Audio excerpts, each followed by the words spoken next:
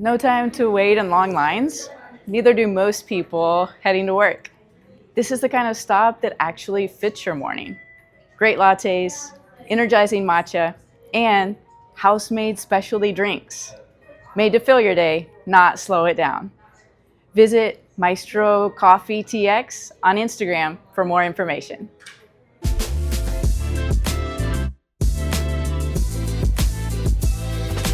Welcome to Flex with Purpose. I'm your host, Schalee Sánchez, and I am very excited that you are with us. This is a podcast that explores what it means to move toward our highest potential, and it's conversations with people who are living boldly, leading authentically, and letting humility guide their impact. Today's episode is actually going to take us on a journey where we get to explore moving towards a more authentic self. So many of us follow scripts and are conditioned in certain ways, which teach us to pursue success in a certain way. But today, we get to find out with my guest, Ally, how we can actually redefine success. So, Absolutely. Ally, I am so glad that you are with us.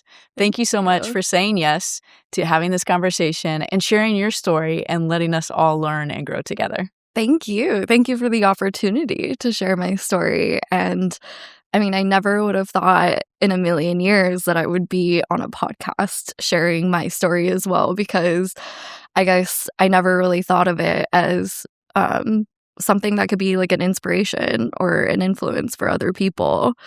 But it's, I mean, been amazing to talk to you about it and to feel honored, I guess, to feel like I can hopefully influence others to find their purpose, right? Yeah. Absolutely. And that's where we're going to get to. But I'm excited to start where our conversation started when we very first met, which was at a networking group. And you walked in the door. I introduced myself. We started talking. And not very far into the conversation, you shared with me that authenticity is your word for this year, that's what you're pursuing. Yes. And so we started diving a little bit deeper into that. And I know that there are so many people who are listening to this, so many people that are seeking authenticity, that are desiring to live their lives from a more authentic self. And so I'm glad that we'll get to share a little bit of that conversation that we had and then add to that from your own personal experience, but also get to the point where you tell us more about finding that purpose that now you're living for. So that's what we're looking forward to getting to at the end of this conversation. And we're going to start, though, at the beginning. We're going to start when you were living in California, which is where I was also born. So we've got the whole... Something we bonded over a little bit. Yes, us Cali girls. We love it. But yeah, I know. And gosh, what a journey it has been, because I mean, authenticity is definitely one of those things that is easier said than done, right? It's one of those things that we strive towards, but it takes time. And I know we can find ourselves being authentic when we're not around other people. Right. Is what I've always kind of noticed is, you know, you find yourself singing in the shower or whatever. No way, you sing in the shower? Okay. Yeah, secret of mine. I sing in my living room when nobody else is watching. Yeah, with the AirPods in when you're cleaning. A brush. Oh, yeah. And that's my mic and go after it. In the car. And see, that's, you know, your authentic self that other people don't ever see, because we're always putting on like some kind of facade, right? Or trying to kind of, like you said, fill that script that we're supposed to live out. So definitely going to share my story about that. But yeah, what a journey it has been, and it's not over. It's not even close. Which is exciting, right? Yes, yeah. That's cool. And I'm glad that I'm coming to these realizations at my wise old age of 27, you know, and not later on in life, I guess. But I know there's going to be a lot of adjustments along the way. But yeah, going back to the start, right, where it all started, and a lot of, I guess, what shaped who I was and my actions and my behavior over the last, I'd say, 10 plus years. But going back so I was born and raised small town in Northern California. My dad was not around very much. My parents got divorced when I was about 12 years old, and that had a pretty big impact on my life because that shaped a lot of my mindset moving forward. I became a total like cynic and pessimist. I remember after my parents had a very messy divorce, and I remember thinking, or not even thinking, just like swearing to myself that I would never fall in love, to trust nobody. Like I embedded that in my head. I was like, trust nobody, love nobody. Total pessimist. Yeah. And my family was like pretty middle class, but after the divorce, like we dropped down to kind of lower class. My mom was raising 3 kids on her own. I had to share a car with my mom.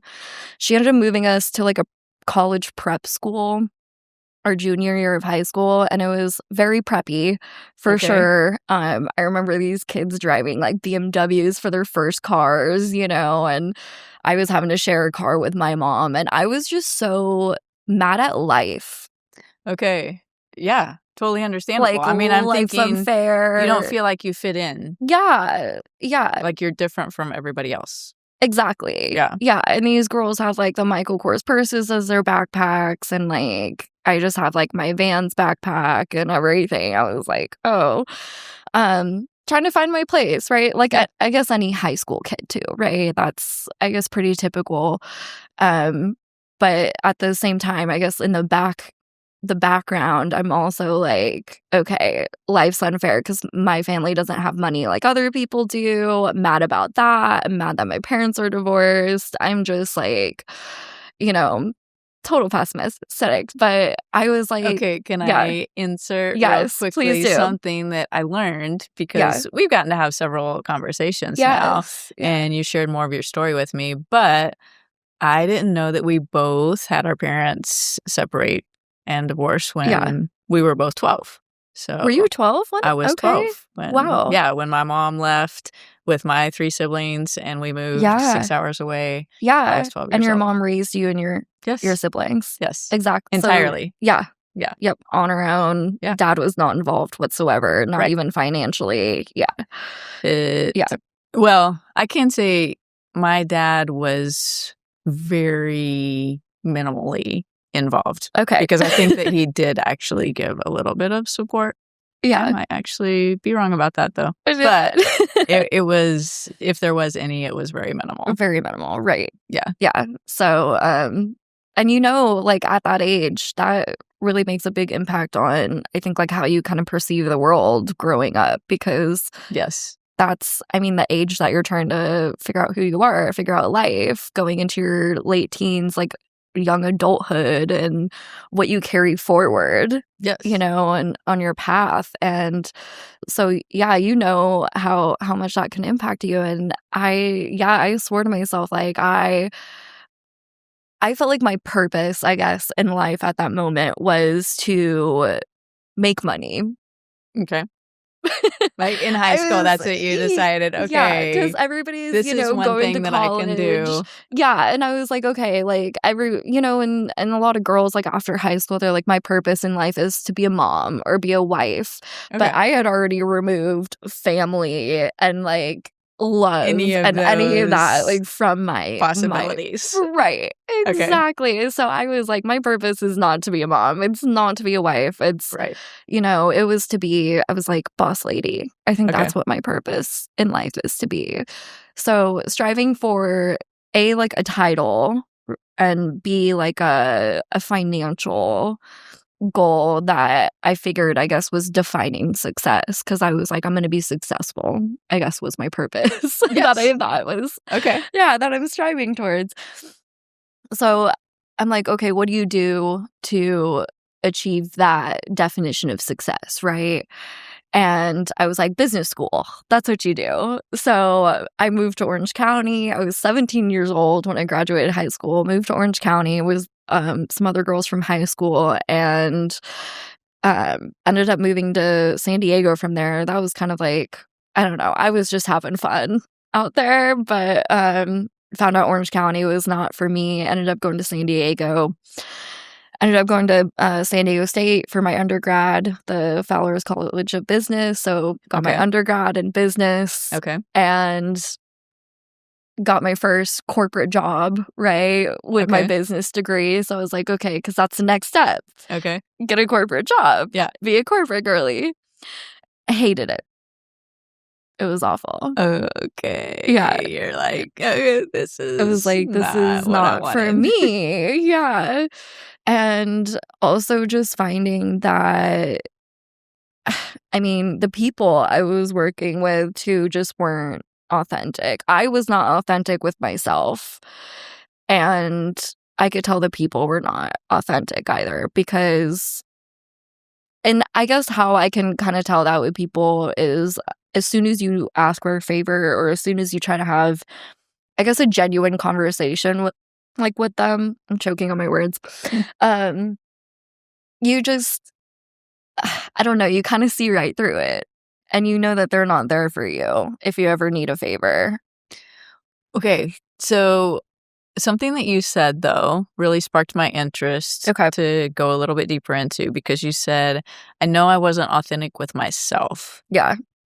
What does that mean exactly? Well, I can tell you what that feels like. Okay. Because what I have learned only just recently is that I have been non-authentic all along based on the feeling I've had, which at the end of the day is like a pit in your stomach. Okay. It's like, you know, your values are not aligning with your actions. Okay. Yes. I think that's something that's that we the can best way I can kind of understand. Yeah. Having that gut feeling of something's off. Yeah. Exactly. You know, when you lay in bed at the end of the day and you're kind of like reminiscing on things that you did and you're thinking, that's not me. That was not me. Yes. As opposed to, or in comparison to what you're experiencing now. Yeah. Describe the difference. Yes. I mean, I feel like I don't even know how to describe it now. It feels like I've been on cloud 9. That's a great description, right? Like light, I guess. Like it feels like a burden has been taken off of you. Like a heavy jacket's been taken off of you. And now you can kind of breathe again. And now you can just be yourself, I guess. Right. I don't know. Yeah. So now when you go to bed, yeah, what does that feel like for you? Rather than feeling that unsettling in your gut kind of a feel. I think it's like a feeling of gratitude. Okay. That was the word that I was going to use. Yeah? Okay. Well, like after you shared, I was going to say, yeah. You know, for me, that's the difference. When I go to bed now and I can genuinely just be in this state of gratitude. That's a great word, yeah. And thinking about the day, there's not regret in it. Right. I think that that's one of the things that is, you know, the absence of regret. Yes. Yeah. Yeah. Not thinking back through the things that I said, the things that I did. Yeah, going, like, I say I that? could have done that differently because that wasn't, you know, really what I wanted to say. Right. I was trying to follow a script. I was trying to fit into this mold. Yeah. Yeah. Exactly. And for so long, for me, I was trying to fit in this mold of needing to be a corporate girly and whatever that looked like. And so, tell us a little bit about that journey specifically, the corporate girly. Yeah. Did that involve the way you dressed? Did that involve the car you drove? What exactly were you pursuing? Everything. Okay. And all of the above. Okay. And I know I've talked about comparison as well, because especially like in Orange County and like San Diego, it's so easy to fall into a comparison where you see what other people have and you think that you need that like plus better. It Right. just feels like a competition, basically. And I mean, what a great way to devastate your mindset and your day as well, because I mean, when you're just looking at everything that you don't have and that you want that other people have, you're never going to be satisfied with what you do have, and you're always just going to find something that you don't, but yeah, so that played a big part in it. And also with the whole corporate girly, I just remember looking at, I guess I considered them leaders, but my definition of a leader is not that anymore. It was a managerial roles, right? And the managers that I had, I looked up to them as role models of who I wanted to be. But looking back on it, I'm like, that is not at all how I want to be with people, because they were cold. They seemed like had no empathy for people, no compassion for people. They had one thing in mind, and that was money, performance, numbers, and that was what I thought I was supposed to do. Focus on the numbers, focus on the performance, whatever that meant, whatever that took, even if it meant burning bridges with people, relationships. I always put my work over friendships, over family, things like that, putting value on the wrong things. Valuing the wrong things, I guess. Okay, as I'm listening to you, I'm thinking of a movie. Yeah. Have you seen The Devil Wears Prada? I haven't seen it all the way through, but I know like the concept of it. Yeah. Reminding me of what Andy in the movie experienced, right? Where Miranda was just driven. Yeah. Yeah. Heartless. Like, cut off relationships, do whatever you have to do to stay at the top. Right. Because that's what makes you successful. Right. Yeah. Yeah. I keep using the quotations too. Yeah. For successful. Yeah. So, and that was me. I was like, okay, I need the Benz. So I went and bought a Benz and had to wear the outfits, look the part. Yes. And I wasn't prioritizing relationships or friendships, and it was lonely. It was a very lonely lifestyle. And I ended up even quitting that corporate job because I was just so unhappy. It was not a life I wanted to live. I ended up going back to serving. So went back to serving for a little while. Really enjoyed it. Made good money. Loved it. I've always loved serving. Okay.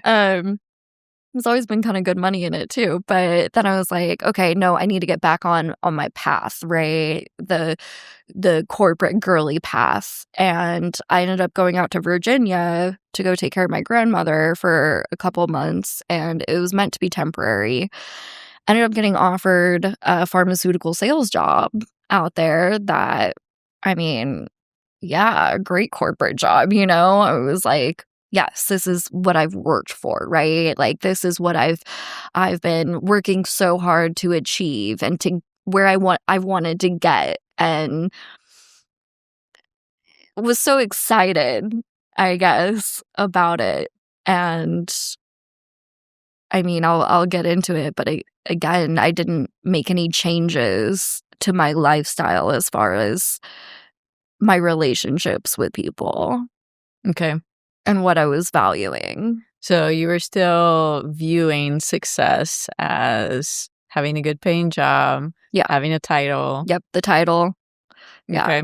Fancy job title, the 6-figure salary, all and that. So you thought that you just moved up in the world. Yeah. When you I was like, this has been my path. This has been my purpose. Okay. Yeah.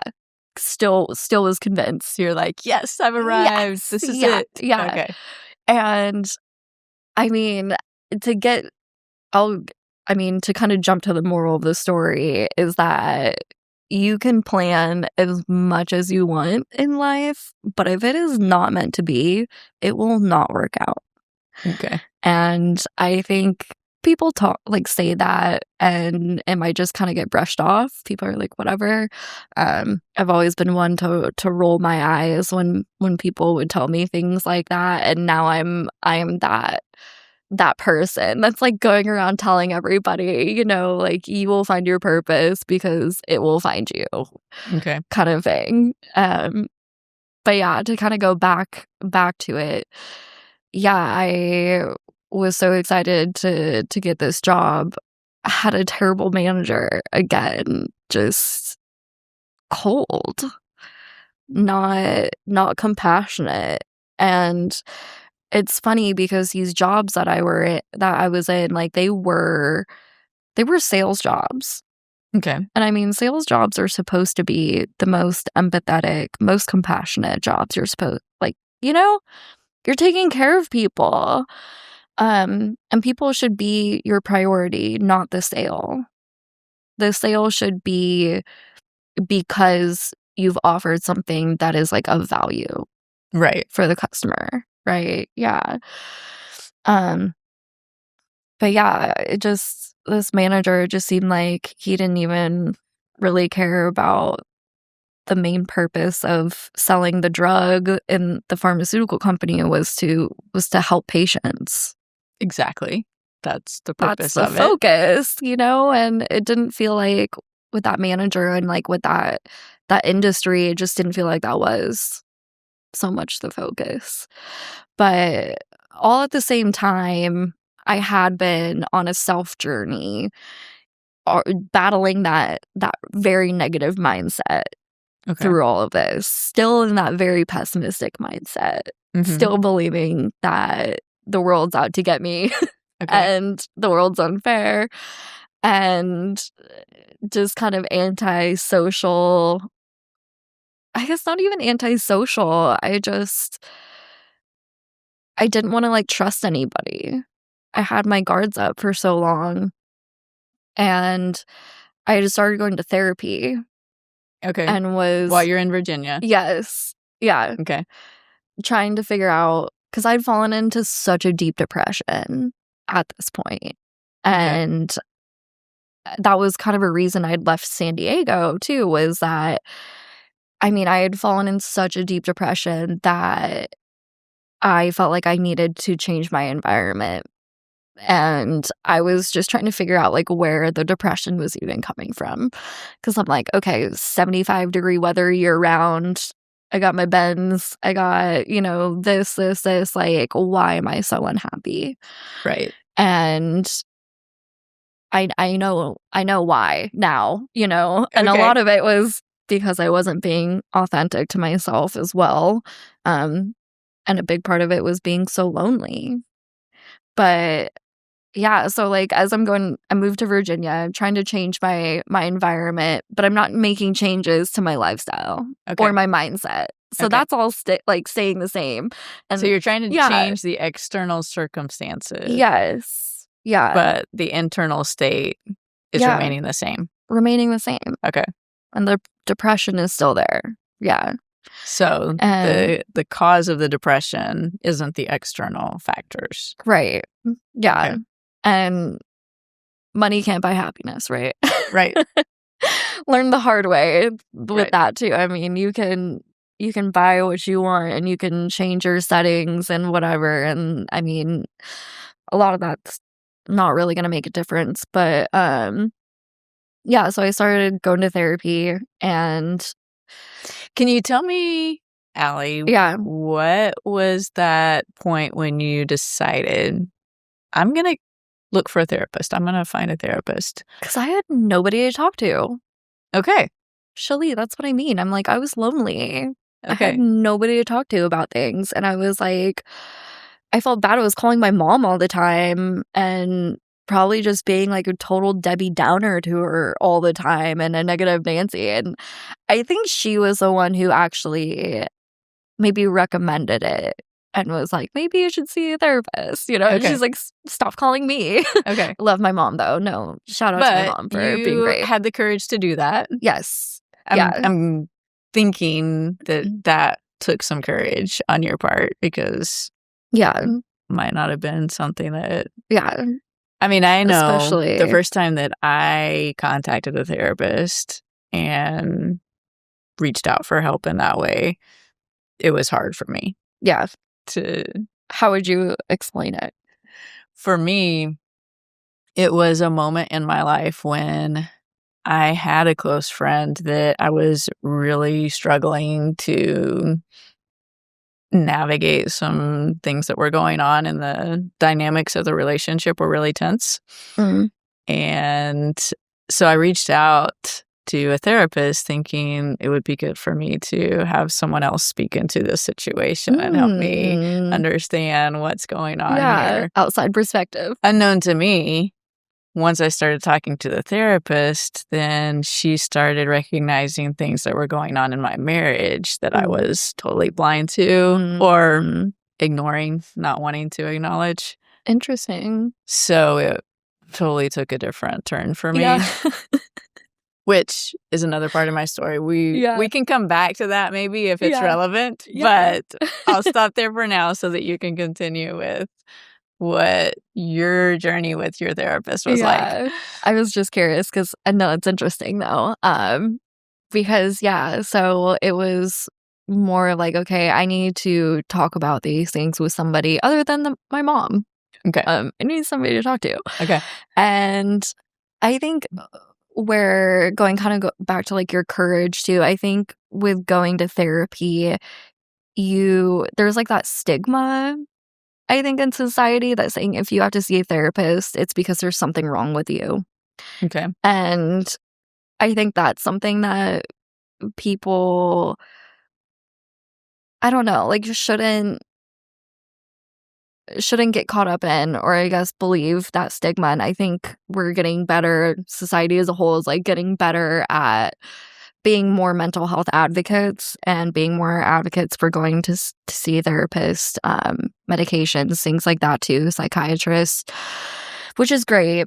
But I just hope like anybody who is listening, like if you're thinking because it puts a label on you by seeing a therapist, that's not at all the case. You can see a therapist for any reason, and it doesn't mean that you're a problem, right?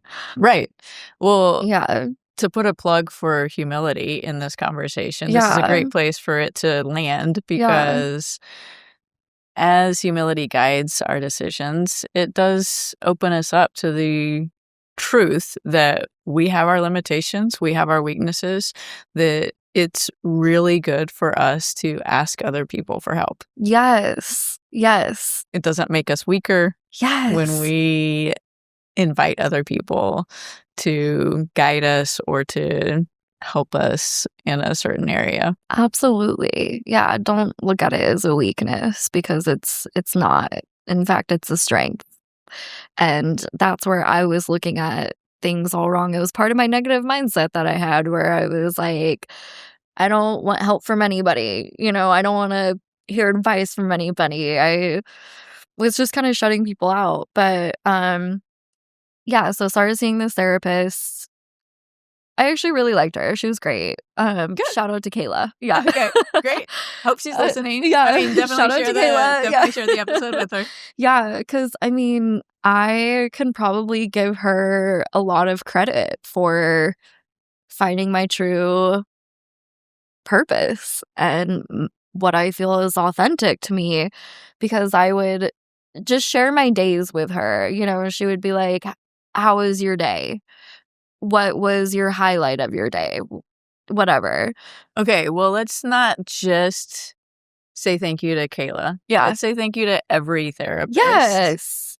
Who does that for people. Constantly. Like, thank you for being there to listen to everybody's problems, because that sounds exhausting. Right. I couldn't imagine. But the fact that people choose to contribute in that way, because that's the gift that they have. It's amazing. That Kayla was able to do that for you is incredible.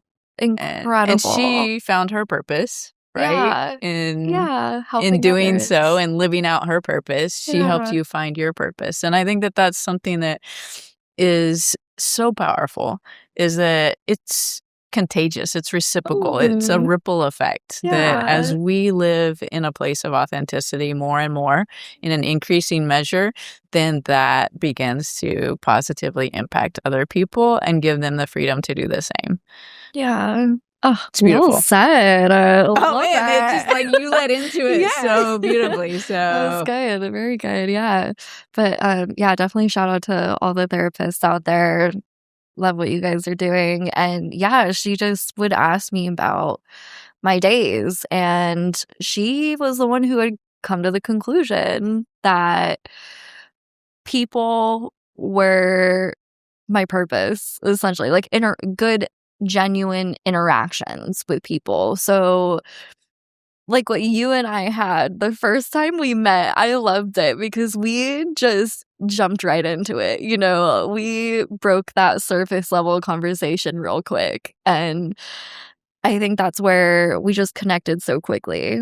And that's what I live for. I live for connections like this, like that. And that was what my therapist had noticed, because she was like, what I've noticed is that your best days aren't when you get the sale, when you make the sale, when you get your $13,000 bonus check, whatever. Like, that was always, you know, a little dopamine rush, whatever, but it wasn't what I was like living for. That's not what got me out of bed every day and made me feel like I was living a fulfilled life. It was not the paychecks. It was not the bonuses. It was not the sales.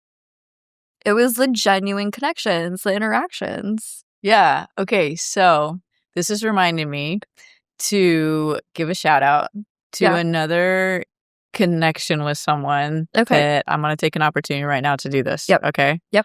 So keep that thought. Yep. Where you're at about Kayla helping you find your purpose.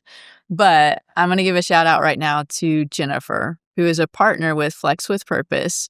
She is the founder of Bloom Bakery, and I absolutely love. She makes these cookies that are gluten-free, dairy-free, and delicious. They're like this big, and I know you can't see this if you're just listening, so go to YouTube and watch this. But they're like this size. So just the texture of them is amazing. And I absolutely love enjoying. She has this chai spiced snickerdoodle. My favorite. Absolutely love it. So Jennifer, thank you so much for partnering and helping this be possible. But we're going to go back to Kayla and what you learned from Kayla during your therapy sessions with her. Yes. So you were telling us about having these observations from Kayla that on your days when you got a bonus or had some kind of success with numbers, that it was a win, but it wasn't something that really gave you satisfaction. Yeah. But when you had these like connections the with people, that was what really lit you up. Yes. Made you come alive. Like energizes you. Yeah. It's like drinking a cup of coffee. Right.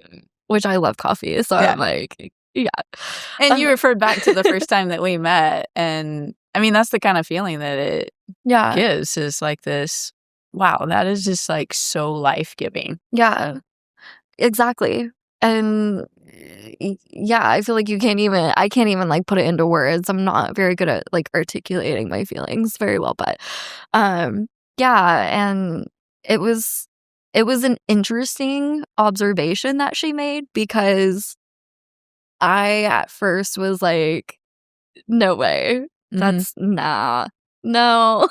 Like, I'm antisocial. I am total pessimist. I can't trust people. I don't trust people. I refuse to fall in love. I refuse to accept love. Like, and it was interesting because then it did make me realize, because, you know, it made me do a lot of reflecting, and I was like, wait, that is really who I felt like I was I felt like I could actually be myself in those conversations with people.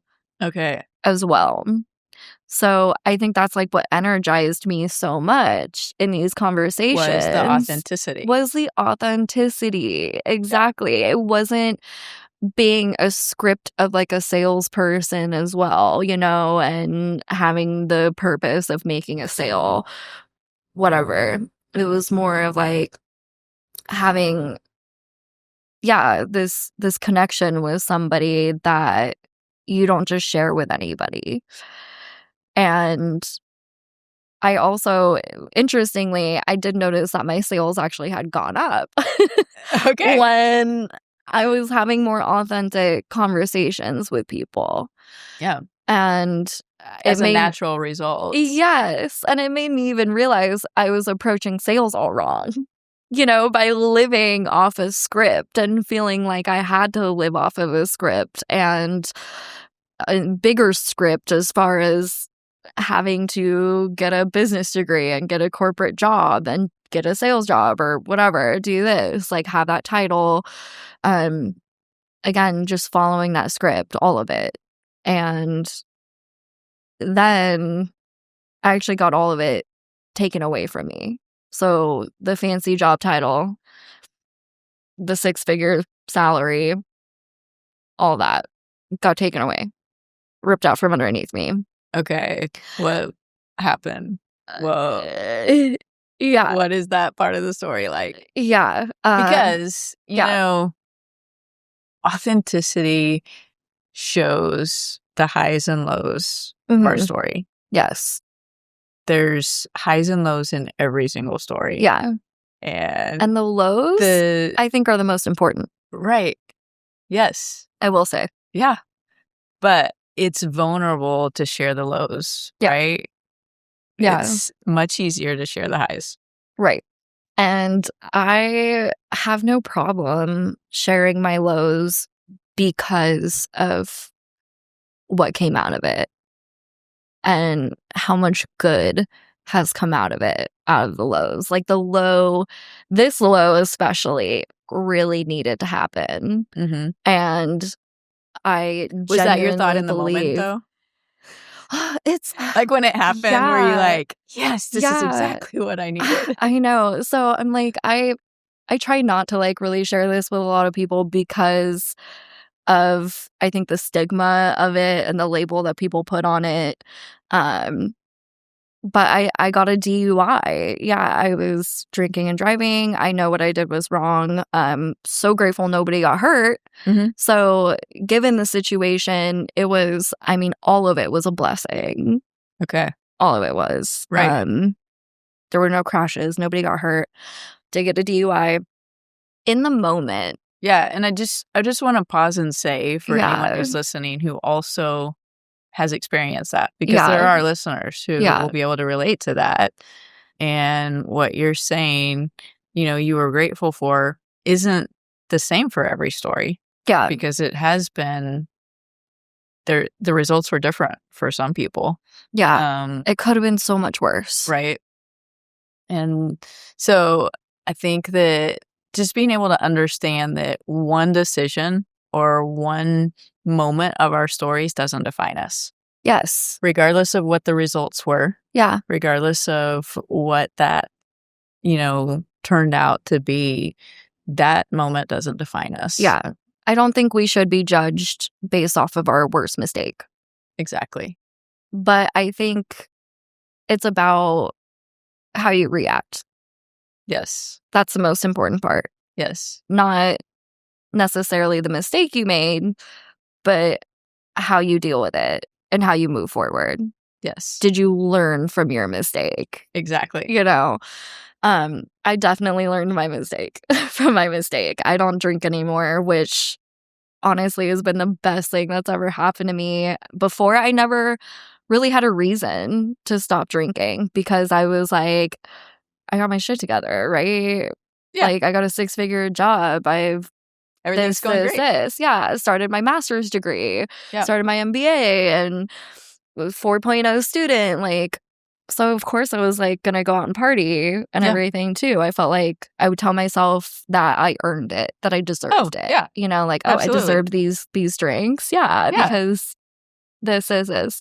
I mean, that was a big part of the journey as well, of kind of getting me to where I am now. Because after that, I mean, not drinking anymore and having that whole title, like fancy title and job and everything ripped away from me, I had made that life like part of my identity. And I had made drinking part of my identity. So I think the hardest part of going through all of that was losing an old version of myself. I went through this feeling of almost like a grieving state. Like I was like grieving this past version of myself. Yes. And I was having to like basically say goodbye to who I was and start all over. But then you're also left with the question of like, well, who am I? That's a great way to describe the process, right? It's like this butterfly goes into a caterpillar. Caterpillar, yeah. Goes into a cocoon, right? And has to leave that entirely. Yeah. In order to become the butterfly. Analogy. Oh, I mean, it just came to me. As you were talking, I was like, it's something that I don't know that I've, in a conversation, have someone describe it the way you just described it, where we go through that process of grieving a past version of yourself. You know, it's a loss. The identity that we were tied to is now gone. Yeah. And in order to embrace the new identity, then there's that moment of grief and being able to let go. Yeah, exactly. Yeah. It's a lot of, exactly like you said, letting go. Mm-hmm. And I think that's the hardest part, is you don't want to let go and you just keep holding on to these past memories. And I kept telling myself like, oh, you know, I'm not going to be this anymore. And what are the things that you think make it so hard for us to let go? Because that resonates with me too. Yeah. You know, when I lost the identity of being married, that was something to grieve. Yeah. And it was something I didn't want to let go of, which was part of the reason why I stayed in the very toxic and harmful relationship that I did for so long, is because I didn't want to lose that part of my identity. Yeah. And so it is, you know, letting go. It is letting go. What gives us the ability to do that? How do we do that? You know, I remember just surrendering. Like, I just put my little metaphorical white flag up in the air and was like, I surrender.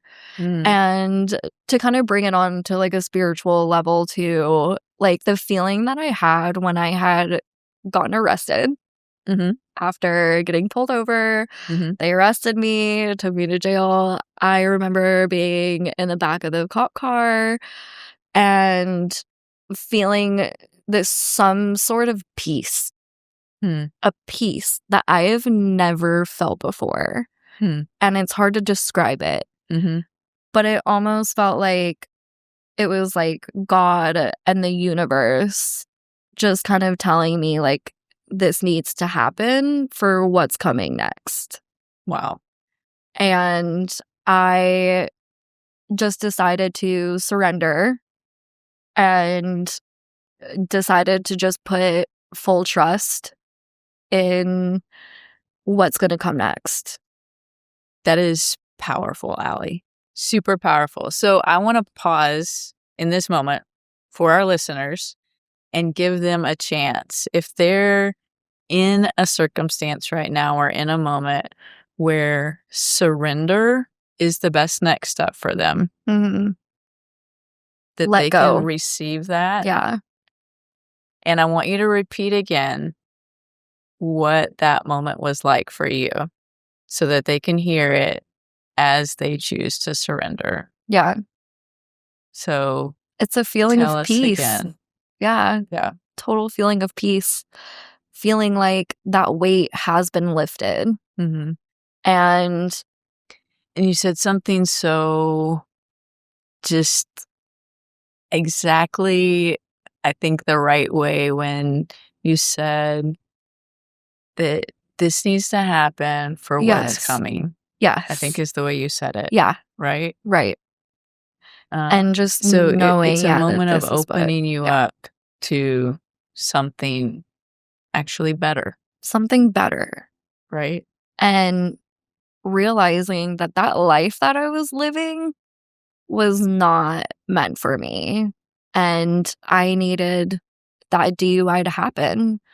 I needed it to happen to tell me that there's something better for you out there. Mm-hmm. There's a version of you that you're meant to be. Mm-hmm. And that was not it. Mm-hmm. And yeah, I had finally just decided to kind of let go of my pen, my metaphorical pen, writing my you plan, being the author, of me being the author of my story. I, going back to what I said earlier, as far as like, you can plan all you want, but if it's not meant for you, it's not going to happen. And that was me. I was trying so hard to be this corporate girly with this lifestyle and whatever, and realizing like, that was not for me. That version that I was not who I was meant to be. And I finally just kind of surrendered my pen as well, and just saying, I'm going to leave it to God and the universe to write my story. So I have heard 2 times now this strength that comes in decisions or actions that seem contrary to expressions of strength. Because you said earlier that seeking help actually is a strength. Yeah. And then now you're saying surrender actually shows incredible strength as well. And for all the listeners out there who are control freaks like I was, and you want so badly to have control over everything, it is not a way to live. And you just have to trust and surrender. And so interesting to hear you say that right now. Yeah. I mean, we're 40 minutes into this conversation, and the way that you started out was, I can't trust anybody. At 12, I decided I would never be able to trust anybody. I was going to write my plan. I was going to, And now you're saying, when you surrender and trust, it gives you fulfillment. Yeah. And you're able to be authentic. Yeah. And live in your purpose. Yes. Because you no longer have, I guess, these external factors or those things that we were holding on to try to define us. And I finally let go of a lot of that. And I didn't want the DUI to define me either. And I know in every situation we're faced, we're given a choice. Yes. We're always given a choice. And I knew that I had a choice to trust the process. Yep. Trust the process. And gosh, did it hurt me, because it was basically like reevaluating my values, my lifestyle, the version of myself. It was like starting all over again. Clean slate. And trying to figure out like, okay, who is Ally? Okay. Without the corporate girly, without the this, that, like, who is Ally? And I had always wanted to move to Dallas. It had always been a dream of mine. And which is so interesting. Yeah. As you are unfolding this part of the story, Dallas had never come up. No. I mean, when you're talking about living in Yeah. California and all Yeah. these experiences that you Well, had, yeah. there was never the mention of Dallas, but it was always there as Yeah. a part of Yeah. who you were becoming Mhm. and the plan that Mm. God has for your life. Oh, yeah. Oh my gosh, I can get so into this too.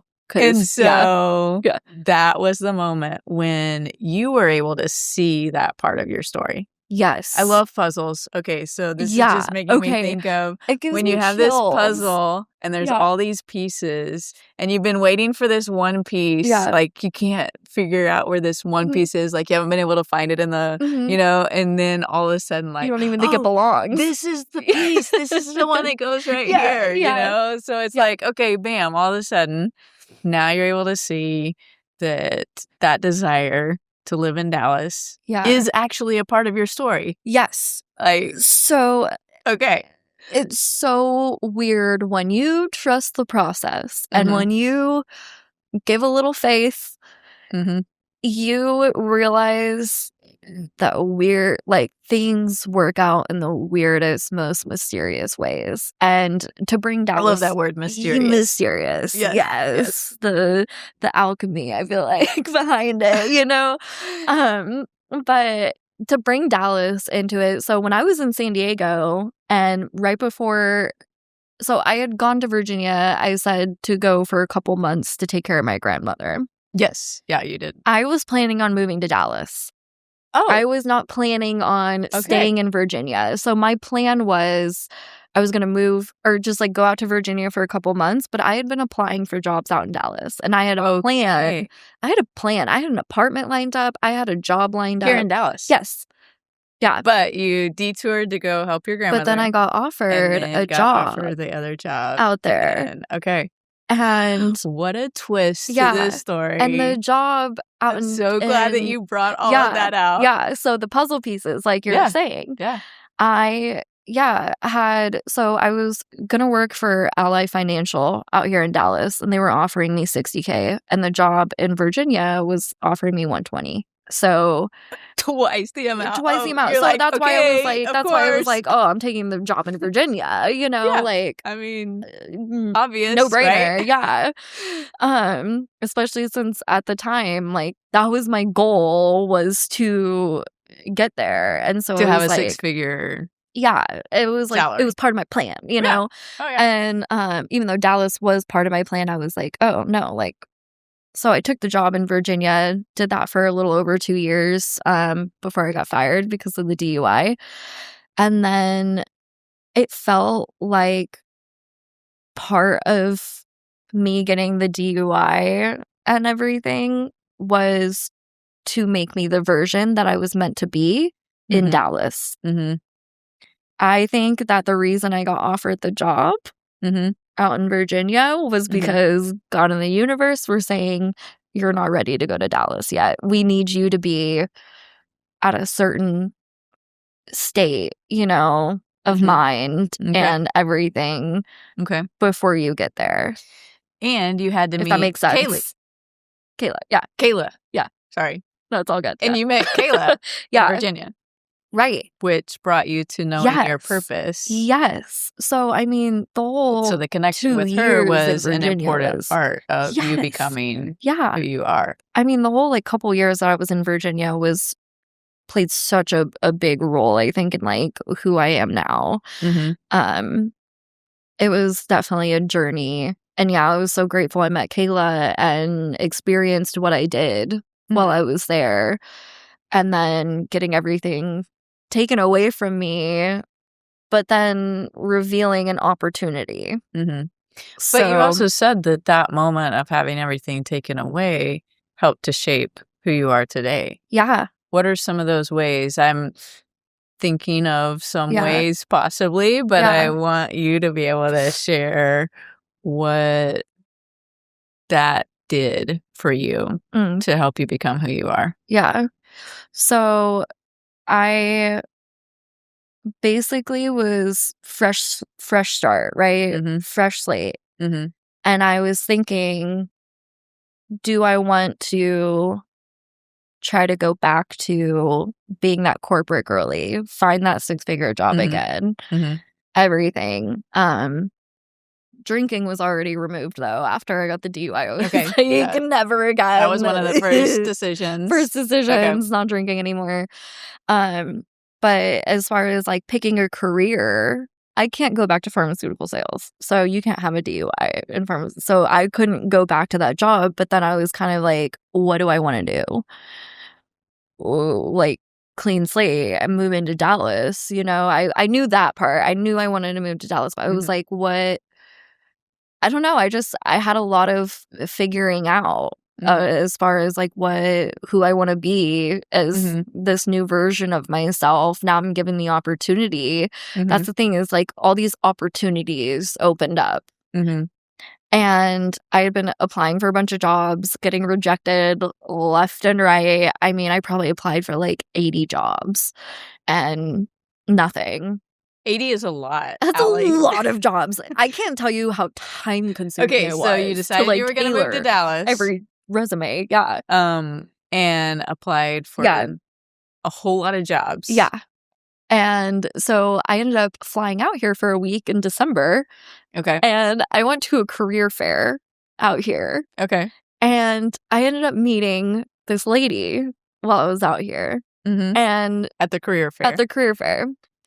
And we totally vibed. Clicked. Awesome. Yeah. Kind of like we did when we met. Okay. And that was like part of that kind of like authentic connection. Right. And another word I'm aligning with authenticity is intuition. Okay. Because I had this like intuition about her. I met her and I had this like kind of gut feeling. Okay. And she goes, why don't you apply for a position with me? And I'm like, what do you do? What are you in? She's like, roofing. I was like, what the heck? No, nope. Over my dead body, right? Like thanks. And I remember I just like walked off, like moved on. That's an easy no. It was an easy no. And it's a commission only job. It's a 1099.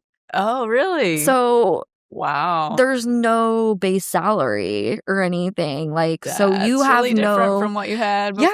Yeah. And being the control freak that I was, like, I love to have control over my finances. I like to have a biweekly paycheck and, you know. I mean, I don't know who doesn't, but I definitely enjoy that way more than not knowing what your income is going to be. You don't know when you're going to get your first paycheck. You have no idea, and you don't even know how much it's going to be, you know? So I just remember, though, like, I ended up going and, like, applying for other jobs, interviewed for one other job. At this job fair. Yeah. So you met her, but they were like, no thanks. And so I was you like, just thanks, like, no okay, thanks. let me find something else. Yeah. And then I went and interviewed for with Pilot, a sales job for Pilot, the diesel gas company. Worst interview I've ever had. Oh my gosh. The hiring manager, I think she was the sales manager, actually, it was so unprofessional. She was just like, I felt like she was like attacking me. I was like, okay, like, I already know you're not gonna hire me. But I was putting like all my eggs in one basket. I was like planning on getting that job. I was putting everything in, my effort, everything, and just I'm like looking back on it and I'm so grateful I didn't get hired, because that she would have been my boss, and like, oh, I'm so happy, but it didn't work out that way. I think this is a key takeaway also. Yeah. That when we get so focused on one thing, thinking, this is it. Yeah. I've got to do everything I can to make this happen. Yeah. And then we find out, actually, there's something better. Yeah, exactly. Yeah. So I think there's so many opportunity and rejection, right? And yes, it's so a redirection. Yes, a redirection. Exactly. And so the Pilot interview, everything terrible. Then I get a call from the roofing company. Okay. And she's like, I noticed you didn't apply for the job and we're closing it out. And she goes, would you still consider it? And I remember thinking, you know what? I have this gut feeling about her. I'm just going to go for it. And again, surrendering, you know, and just saying, like, I'm just going to trust this process. And it was the best decision I've ever made. Like, that's the place to end this conversation. Yeah, Ally. I moved out Best here. decision. Like, Choosing to trust. Yes, met all the There most is a amazing good people. plan. Yeah, The puzzle is all gonna fit together. yeah. Gosh, so many And amazing now- people out here too. Like, Great relationships. so many great relationships. And relationships, I mean, Harvard did the longest life study on it. The book is called The Good Life, if anybody wants to read it. But It's a good it's a book good to one. read. I It's- mean, yeah, I have not read the book yet, but Yeah. I've heard. but that's the conclusion they make. Yes. Sorry, I'm not trying to give a spoiler of the book, but you'll get into it anyways, if anybody reads it. But yeah, I mean, they found that the key to happiness is relationships. The Meaningful people. relationships. Right. The people in your life, not how much you make, not the job title. And I remember feeling so much shame of saying that I'm a roofer. It was like, oh my gosh, I'm so embarrassed, you Mhm, know? I felt so much shame with it, Mm-hmm. and I shouldn't have. So what we have doesn't define our identity. Yeah, Our title doesn't define our Yeah. identity or success. Those Yep. aren't the things. What we have is not what makes us successful. yeah, The title we have is not what makes us successful. What makes us successful is living an authentic life yeah, in relationship with Yeah. other people, with deep connections, love, Yeah. compassion, empathy. and that's my purpose. So in my ethics class, I was sharing that with you. My Yes. ethics class, in my MBA, I just finished it, but this class, but we had to do an exercise, and it was finding your purpose statement. Mm-hmm. And I concluded that my purpose in life is to Wait. Everybody get ready. You might want to write it down. ready for it. I know. Okay. No, but this is Ally's purpose Yeah. statement. Yeah, You're going to find your own purpose Yeah. statement. But please Ally, go find the exercise. your purpose online. statement Yeah. is it online? Can they go to it? I think you can find it online. I don't know. Okay. Probably. All right. Yeah. But, okay. Yes. Your purpose statement, Ally. So my purpose statement is to leave people better than I found them through love, kindness, and compassion. I love that. Because I think this Awesome. world. Will you repeat it one is more actually- time? Yeah. Say it. My purpose in life is to leave people better than I found them through love, kindness, and compassion. That is incredible. Yeah. So glad that you chose what you chose along Yeah. the way Yeah. and that now you're here. Oh, I'm so grateful for That all of you it. have left our listeners better than you found them. I So hope thank so. you. Thank you.